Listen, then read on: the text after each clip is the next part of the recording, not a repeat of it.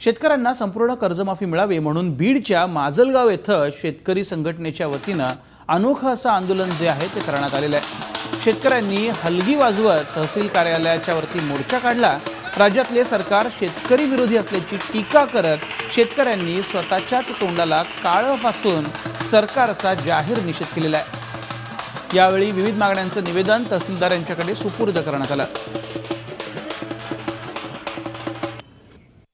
आम्ही स्वतःच्या तोंडाला काळं फासून या ठिकाणी हा मोर्चा काढलेला आहे शेतकरी संघटनेच्या मार्फत। याचं कारण असं आहे की या सरकारला किव कधी येणार आहे शेतकऱ्याची। आज जर बघितलं आपण तर शेतकरी आसमानी आणि सुलतानी आणि त्यामध्ये या सरकारच्या जाचक धोरणामुळे आज हतबल झालेला आहे। त्यामुळे आता नवतरुण शेतकरी देखील जागा झालेला आहे आणि या संघटनेच्या मार्फत या ठिकाणी निवेदन देण्यासाठी या ठिकाणी एकदम मोठ्या संख्येने उपस्थित झालेला आहे।